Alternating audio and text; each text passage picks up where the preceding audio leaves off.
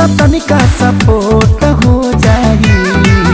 जदी मरब तू चुम्मा से चोट राजा उठ हो जाई। जदी मरब तू चुम्मा से चोट राजा उठ हो जाई।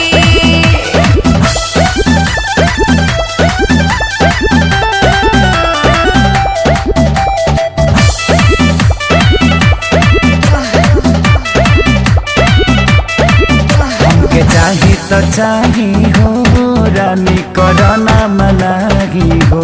तो ये कुल्हड़ के करा से सीखो तारो जी ऐसन रहला तू नहीं हो।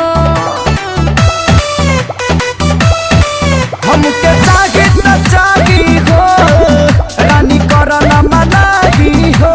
तो ये कुल्हड़ के करा से सीखो तारो जी ऐसन रहला तू नहीं हो। नहीं देबू तो दिलवाई छोट हो जाई।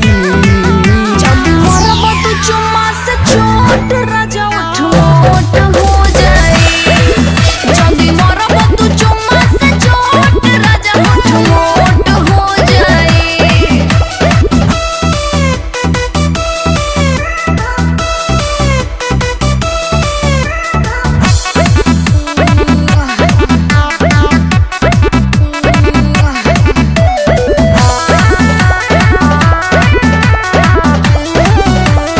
बात भेजा में चढ़ल बा चुम्मा लेबे पयड़ल बा।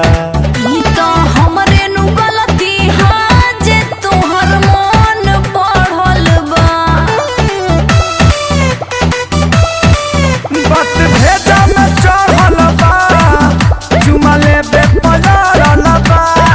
ई तो हमरे नु गलती हा जे तोहर मन पढ़ल बा।